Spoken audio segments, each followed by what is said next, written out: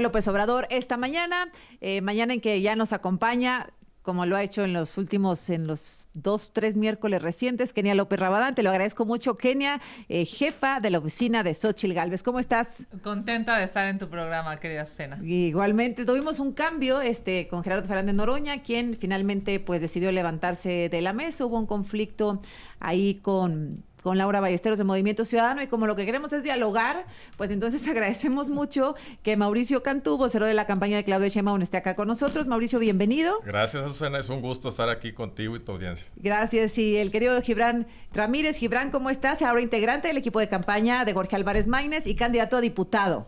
Así es, y uno de los voceros de la campaña, pues estoy muy contento de estar aquí en una mesa contigo de nuevo. De nuevo, fíjate cuántas veces nos hemos encontrado en este camino. Bueno, qué gusto a todos. A ver, el presidente Andrés Manuel López Obrador dice: voy a empezar una gira por el país, no voy a hablar con nadie, pero voy a empezar a hacer una revisión exhaustiva de mis obras y de mis proyectos, pues en plena campaña. Kenia. Siempre lo ha hecho. Siempre ha estado recorriendo el país. Pero no había una campaña presidencial. No, pero él está en contacto con la gente en cada región del país. Solamente a Oaxaca ha ido más de 30 veces. Nuevo León ha ido también más de 10. Entonces, pues yo creo que es un estilo muy personal de gobernar del presidente. Pero no puede ser un estilo personal por encima de la ley, que ese es el punto, ¿no? ¿Estarás de acuerdo? Pero no está en contra de la ley que visite los estados. Digamos, es promoción de las obras, ¿no? De las obras del presidente. Vamos a ver qué pasa. Pero el presidente dijo la semana pasada algo que me parece que va a quedar tristemente escrito en piedra, decir yo por encima de la ley. Prácticamente es lo que dijo Mauricio. No, no es lo que dijo. O sea, ¿no? es que lo malinterpretan totalmente. El presidente dice, no, pues definitivamente, a ver. Ay, Mauricio, el presidente, pues, no, pues es que hablemos te la dejó muy difícil. O sea, el presidente siempre ha sido cercano a la gente. Siempre le ha hablado de frente. O sea, busquemos, por ejemplo, el ejemplo de Calderón. Nunca daba la cara a la gente, menos a los periodistas.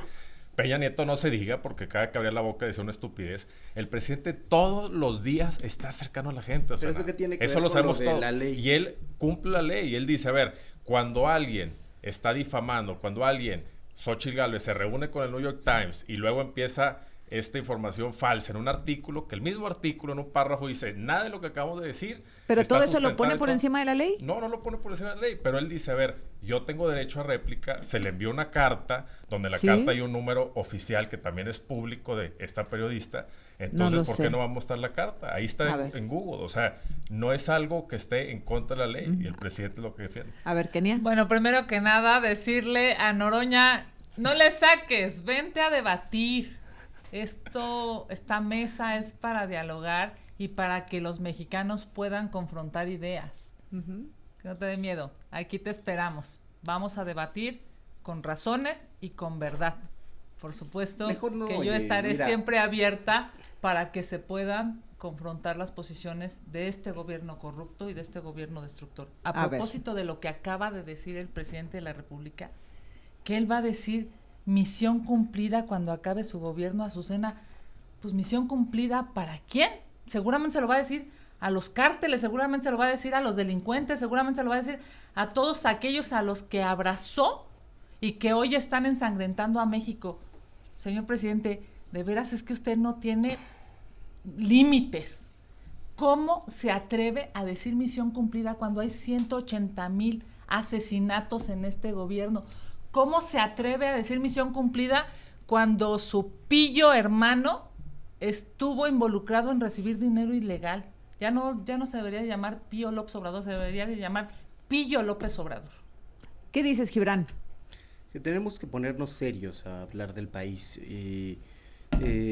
Las dos coaliciones se restriegan sus narcos en la cara, sus crímenes en la cara. Pero hay un tema de fondo respecto de la ley que preguntabas ahora, que nos coloca mucho más cerca de la violencia política de lo que pensaríamos. Estamos a una distancia muy corta. Digamos, ¿qué pasaría si se retira la candidatura por parte del tribunal de Claudia Sheinbaum o de Xóchitl Gálvez por haber violado la ley electoral, por haber hecho campaña desde mucho tiempo antes, como es una sanción que está en nuestro marco legal? Bueno, lo no que se pasaría, atrevió el INE ni a retirar la candidatura de los que no presentaron los reportes de gastos de campaña. No va a pasar. Porque ya estamos en una etapa de pura simulación. Pero por eso te digo, ¿qué pasaría si la ley se aplicara? Evidentemente tendríamos a gente en las calles presionando para que la ley siga sin aplicarse. Y en el empeño de aplicarla, transitaríamos hacia un escenario que no queremos. Entonces debe haber un compromiso de parte de todas las candidaturas por asumir la ley entre todos, no nada más porque la asuma el adversario.